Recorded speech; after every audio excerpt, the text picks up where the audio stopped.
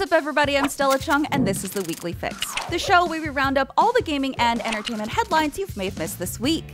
PlayStation has finally announced its response to Game Pass, and we have a breakdown of the tiers, plus we discuss Rockstar's own GTA subscription service. In the entertainment world, we have the scoop on the aftermath of the Will Smith slap heard around the world, and we have a breakdown of Joker's deleted scene from The Batman. Happy weekend all, and let's get to it.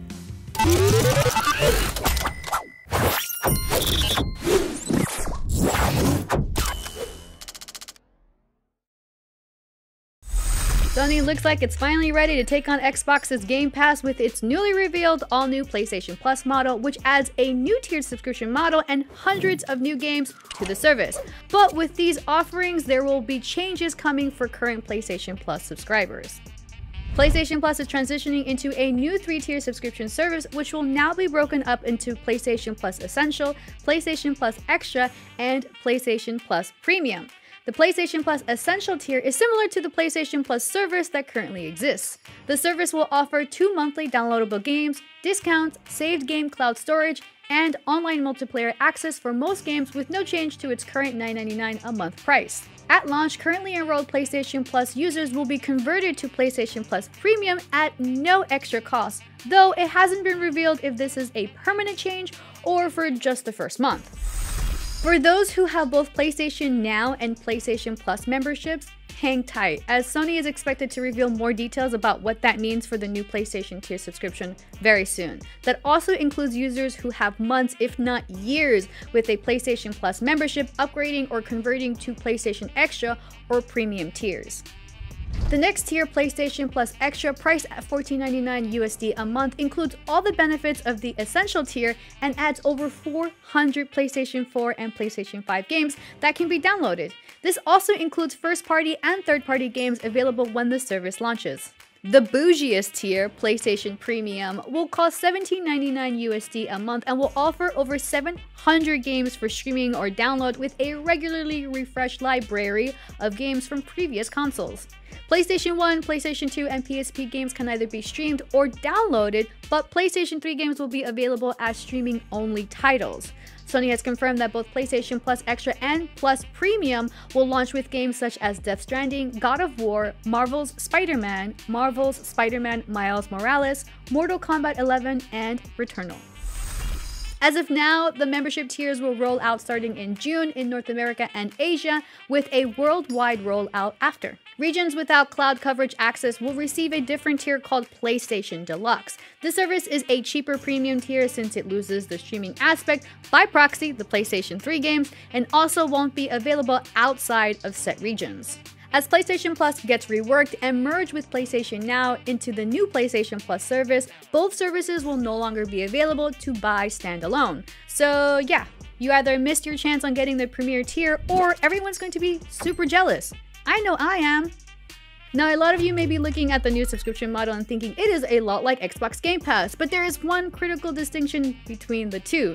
First-party PlayStation exclusives will not be added to the new PlayStation Plus service on the day they release. At least, not yet. In an interview with GameIndustry.biz, PlayStation boss Jim Ryan commented on the decision, saying, "In terms of putting our own games into this service or any of our services upon their release, as you well know, this is not a road that we've gone down in the past. And it's not a road that we're going to go down with this new service. We feel if we were to do that with the games that we make at PlayStation Studios, that virtuous cycle will be broken. The level of investment that we need to make in our studios would not be possible, and we think the knock-on effect on the quality of the games that we make would not be something that gamers want. This means no God of War Ragnarok, nor any brand new game from the likes of Naughty Dog, Insomniac, or Guerrilla will arrive on the new PlayStation Plus service the day they launch, for now." Ryan continued saying this approach is only for the short term and things can change very quickly. The challenge Sony faces with first-party exclusives on PlayStation Plus ultimately boils down to first-party exclusive titles having a tendency to be self-contained single-player games with few microtransactions. This stance can change since Sony revealed earlier this year they plan to make more than 10 live service games by 2026. But hey, you can still play Death Stranding, God of War, Returnal as part of the service, plus like 700 other games. By the time you're done playing all those games, I bet Sony would have figured something out. So do you think Sony's new PlayStation Plus service is a worthy competitor to Xbox's Game Pass? Let me know in the comments.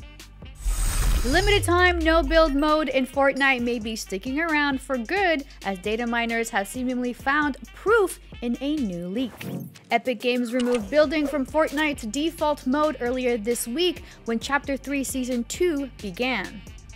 Popular Fortnite news feed HypeX posted on Twitter evidence suggesting players will have the option to choose between Fortnite's usual building-enabled Battle Royale or a no-build mode when the current season wraps up.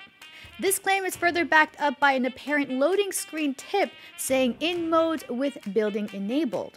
TweeBR, another popular Fortnite leak account, also shows menu graphics for the new mode, also claiming no build mode will be available for solo, duos, trios, and squads.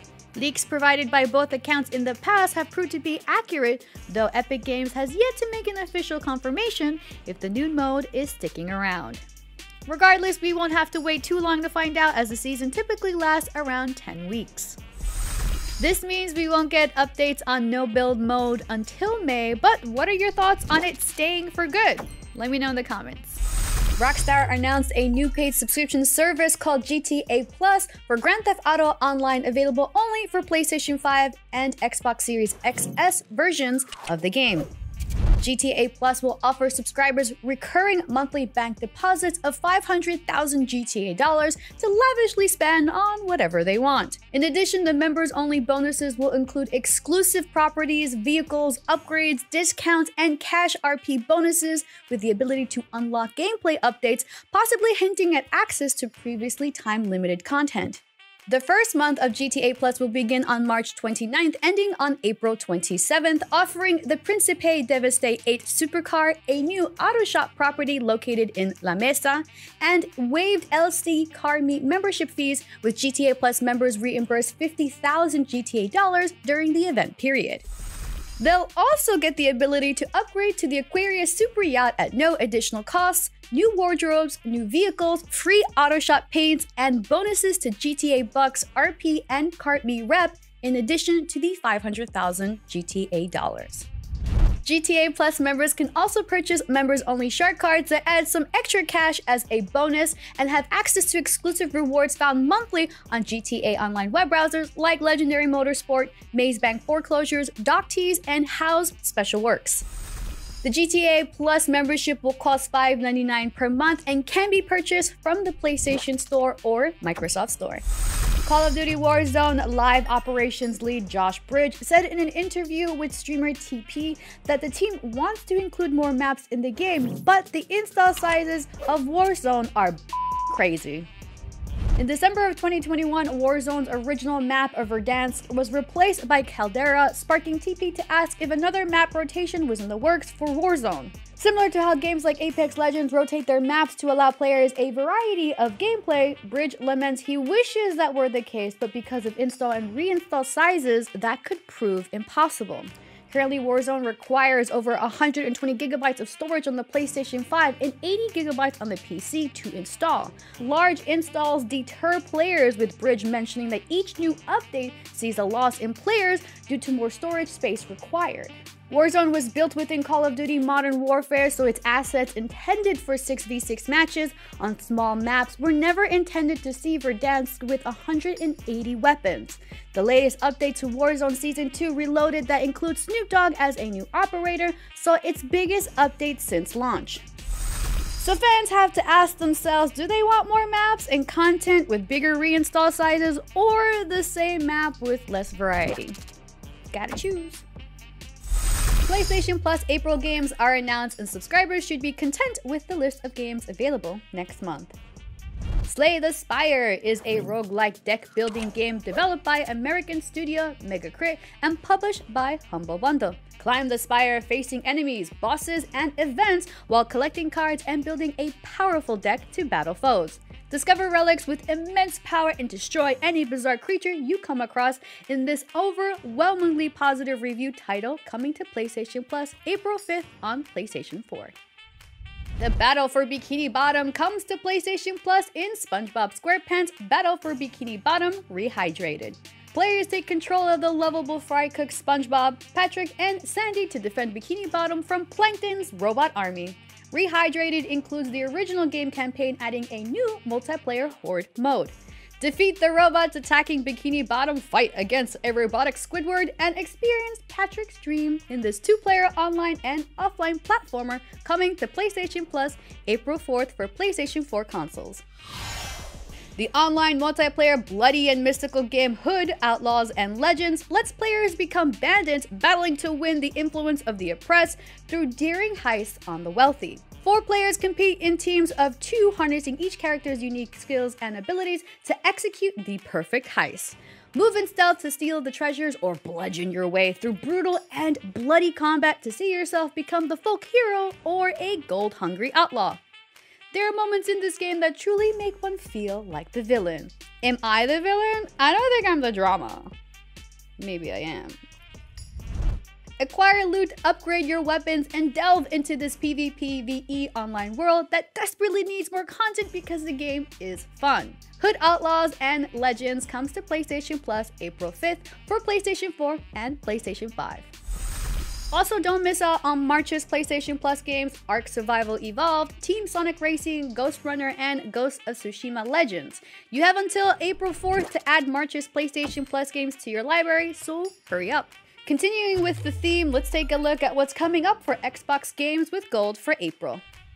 The side-scrolling fantasy adventure game Another Sight, set in a surreal fantasy steampunk version of 1899 London, has players take control of main protagonist Kit, an intrepid teenager who loses her sight, and a mysterious red-furred cat named Hodge. And yes, you can play as a cat. I believe this is an automatic win for me at least. Explore beneath London in a world inspired by Neil Gaiman's urban fantasy as you solve intriguing puzzles using Kit and Hodge's unique talents to explore compelling environments brought to life by a symphonic orchestra. Encounter a hidden society made up of the world's greatest inventors in this narrative-driven gameplay coming to Xbox Game Pass April 1st. Outpost Kaloki X is a quirky space station tycoon-like game that puts players in the role of a manager tasked with building a financially successful fantasy space station, ensuring visiting aliens are happy enough to spend lots of money. With 11 different scenarios, an adventure story, a war story, and unlockable expansions, the real question boils down to, do you have what it takes to create the best station in the galaxy? Don't sleep on Outpost Kaloki X arriving on Xbox Game Pass April 1st because it's only available to April 15th. The award-winning puzzle-adventure game Hue arrives later this month with players altering the world by changing the game's background color. Solve puzzles, reveal hidden objects, and remix the world around you in this colorful and heartfelt story of love, loss, existence, and remorse. The game includes full colorblind support and over 30 original music tracks. Hue comes to Xbox Game Pass April 16th. The 5th iteration of the off-road racing game developed by THQ Digital Studio Phoenix is coming to Xbox Game Pass. In MX vs ATV Alive, players will experience realistic racing in a revolutionary real-world physics engine designed to truly live the spectacle that is motocross racing. Compete, test your skills, and experience racing gear from the latest motocross manufacturers. MX vs ATV Alive comes to Xbox Game Pass April 16th and is only available until April 30th. Lastly, Activision Blizzard is looking to settle one of its several lawsuits over sexual harassment and discrimination. In an article from the Washington Post, U.S. District Judge Dale Fisher is prepared to approve an $18 million settlement between Activision Blizzard and the U.S. Equal Employment Opportunity Commission, or EEOC for short. Once decided, Activision will agree to compensate eligible claimants, enhancing policies, practices, and training to prevent harassment and discrimination in the workplace. This includes a third-party equal employment opportunity consultant approved by the EEOC. Activision Blizzard is facing other lawsuits in regards to workplace misconduct, as the California Department of Fair Employment and Housing, or DFEH for short, is also suing for similar reasons. And just to clarify, the EEOC is a federal agency and the DFEH is a state agency. Both were tipped off to investigate Activision Blizzard back in 2018, but disagree on how to pursue actions against the company. In addition, Activision Blizzard faces a lawsuit from an unnamed Jane Doe over sexual harassment and discrimination, and a lawsuit from the family of an Activision Blizzard employee who died by suicide in 2017. For a full timeline of events on Activision Blizzard, check out our detailed article on IGN.com. It's time to take a quick break. When we come back, what exactly happened after Will Smith slapped Chris Rock at the Oscars? And we have info about the prequel to Game of Thrones, House of the Dragon. Stay tuned. Welcome back. A deleted scene from Matt Reeves' The Batman featuring the Joker has been released. But before breaking it down, lately it's been hard to avoid seeing Will Smith slap at the Academy Awards. What exactly happened after the fact, though? Let's find out.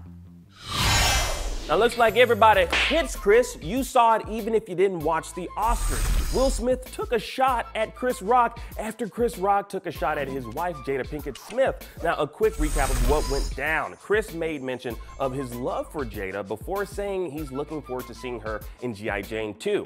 Now, this was a reference to her haircut, which is reminiscent of the one Demi Moore sported in the 1997 film G.I. Jane. Now, while clearly a very dated joke and a tad bit insensitive given Jada's struggles with alopecia, some might consider Will Smith's actions a tad bit over the top. But then again, this isn't the first time Chris has gone after Will's wife. Now, back when he was hosting the 2016 Oscars, Chris took a few jabs at Jada during his monologue. So maybe Will just wasn't over Chris making fun of his wife on Hollywood's biggest stage. Sharpton got mad, and Jada went mad, and Will went mad. Everybody went mad. Jada says she's not coming. Jada's gonna boycott the Oscars. Jada boycotting the Oscars is like me boycotting Rihanna's panties. I wasn't invited.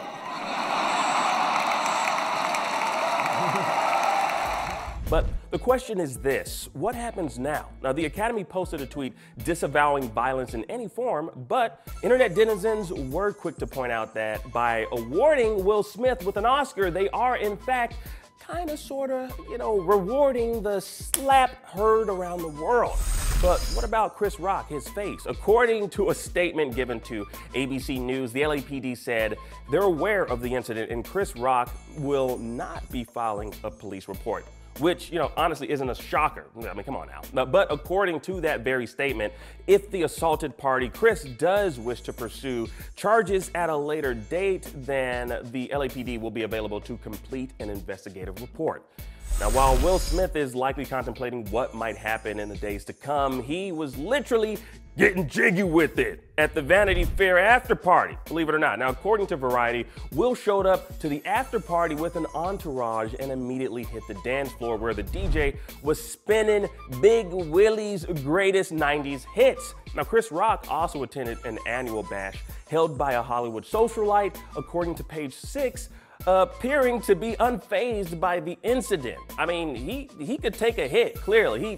He took that slap. And now we know, thanks to The Hollywood Reporter, that the officers of the Academy, which includes President David Rubin and CEO Dawn Hudson, are gathering for an emergency call about the Will Smith incident. Now, according to THR, some sanctions are likely to occur, such as suspending Will Smith's Academy membership, but not revoking his Best Actor award. Now, we'll have to wait and see what type of disciplinary actions he might face in the days to come. I'm gonna tell y'all right now, I don't get this entire ordeal, to be honest with you. He got in one little fight and the Academy got scared and said, we don't condone violence, especially when it's on air.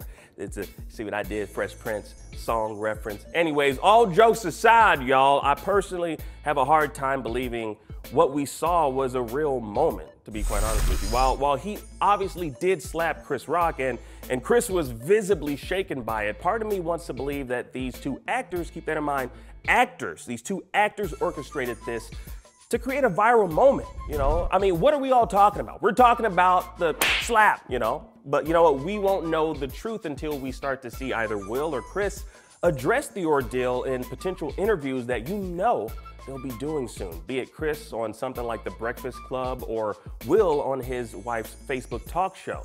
But you know what? I would love to know what you all think about the slap.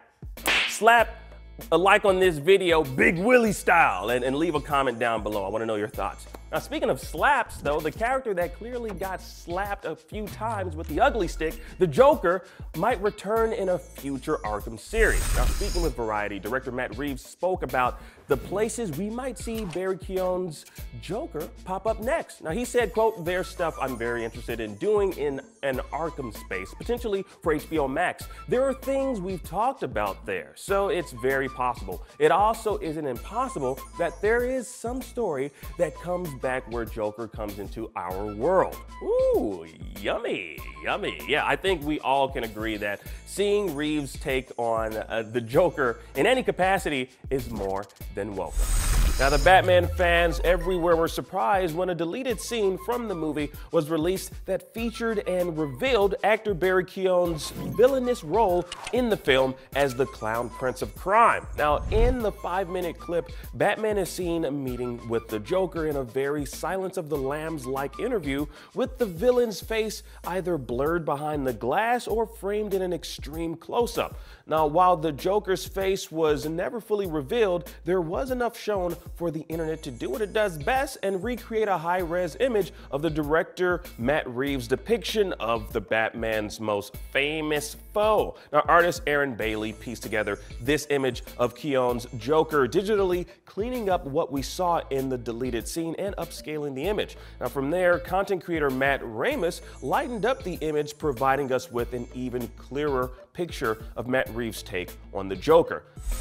Now, as for why the Joker looks the way he does in the Batman, Matt Reeves talked to us here at IGN, describing the look as something closer to the Elephant Man, giving Reeves love for David Lynch, and his thought was pretty much, quote, "Well, maybe there's something here where it's not something where he fell in a vat of chemicals, or it's not the Christopher Nolan thing where he has these scars and we don't know where they came from. What if this is something that he's been touched by from birth and that he has a congenital disease that refuses to let him stop smiling? And he's had this very dark reaction to it, and he's had to spend a life of people looking at him in a certain way, and he knows how to get into your head." Yeah, so this particular version of the Joker possibly suffers from something known as Angelman syndrome, which is a disorder that causes those afflicted with it to smile and laugh frequently, with them often having excitable personalities. And it goes without saying that the Joker is often excited by violence. So having this particular take on the character's origin is far more grounded than falling into like a vat of chemicals. As for if we'll see this pre-Joker Joker appear in a sequel remains to be seen, as Reeves told us here at IGN that this isn't a setup for the next movie villain, but more of a way to show the audience that in Gotham City, there's always going to be somebody out there with an evil plan waiting to make a move. But what do y'all think about this particular deleted scene and your thoughts on the Joker's look? Sound off down below. Now, in other news, looks like Black Panther 2 has finally wrapped production. Now, in a string of Instagram posts discovered by the Black Panther Wakanda Forever News Twitter handle, crew members working on the sequel have confirmed filming is now completed on the movie that's been in development since 2018. Now, it's been a long and hard road for this particular Marvel film after the tragic passing of star Chadwick Boseman in 2020 left the movie without their lead character. Now, after some retooling of the script to focus more on the film's other cast members to make this film serve as a means to honor the late Boseman's legacy left behind in the MCU, fans can now expect to see the Black Panther sequel in theaters November 11th. And finally, Sonic and Knuckles are running around at the speed of sound. I'm not gonna sing the rest of that song, y'all already know the lyrics. But while they're not trying to escape from the city, they're escaping the landslide in this new teaser Paramount posted of the two racing down a snow-filled mountain. Now, to get fans hyped for the Sonic sequel, we see the two banter back and forth before Knuckles catches up with Sonic and it fades to black.